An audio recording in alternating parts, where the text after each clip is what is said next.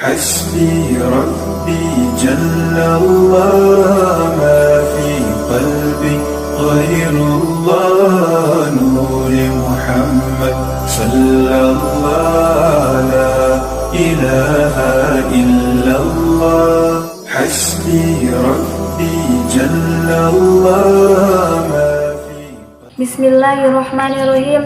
Assalamualaikum warahmatullahi wabarakatuh. Saya Afifah Nur Fadilah akan membawakan materi yang berjudul Perbedaan Al-Quran, Hadis Qudsi, dan Hadis Nabawi.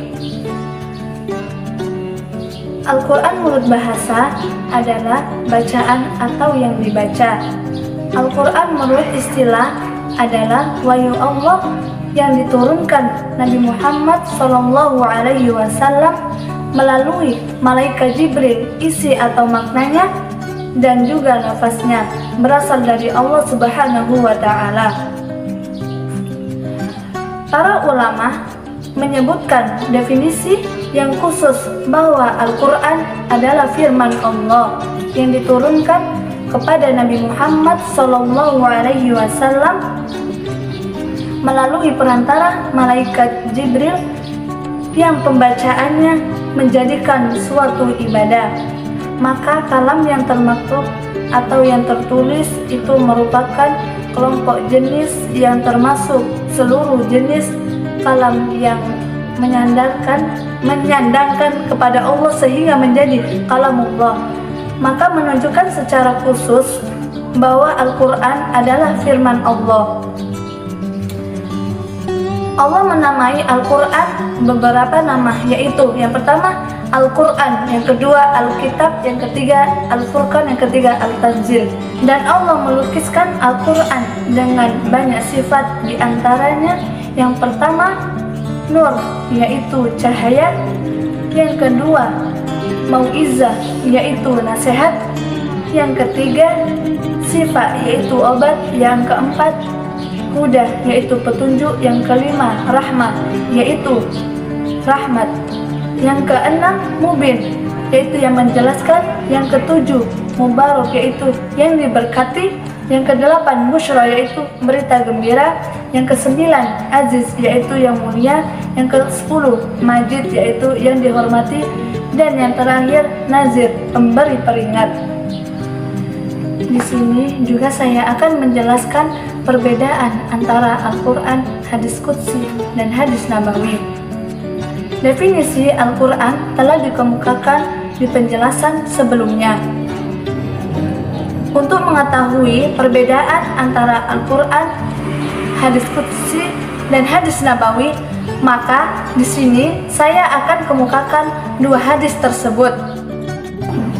Hadis secara bahasa bermakna al-qadim, lawan dari kata lama atau baru, dan yang dimaksud dengan hadis secara umum adalah setiap kata yang diucapkan dan dinukil serta disampaikan oleh manusia, baik kata-kata itu diperoleh melalui pendengaran ataupun wahyu, dalam keadaan terjaga ataupun tidur.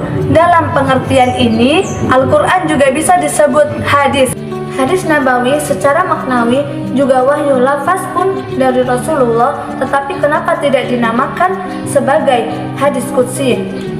Jawabannya adalah kita memastikan bahwa hadis qudsi itu maknanya diturunkan dari Allah, karena adanya Nabi dinisbatkan kepada Allah, yaitu kata-kata Rasulullah SAW. Allah telah berfirman, itu sebabnya kita menamakan hadis qudsi. Jadi Nabi itu adalah orang yang meriwayatkannya kalam Allah, tetapi redaksi lapasnya dari Nabi sendiri. Jika seseorang meriwayatkan hadis qudsi, dia berarti meriwayatkan dari Rasulullah SAW.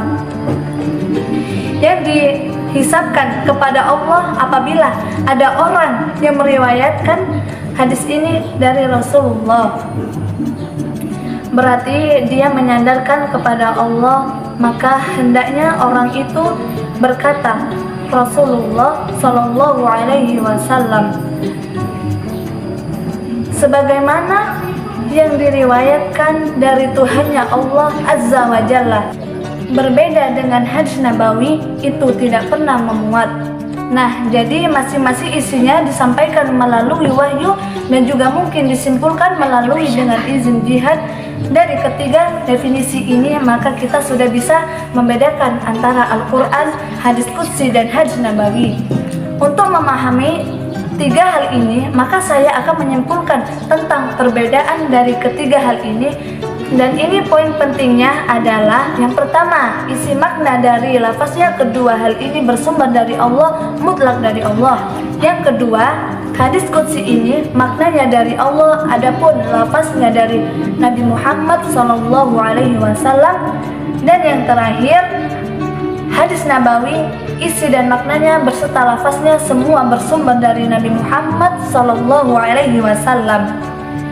Mungkin ini saja yang bisa saya sampaikan, kurang lebihnya saya mohon maaf. Wabillahi taufiq wal hidayah. Wassalamualaikum warahmatullahi wabarakatuh. Hasbi Rabbi Jallallah, ma fi qalbi ghairullah, Nuri Muhammad sallallahu la ilaha illallah. Hasbi Rabbi Jallallah.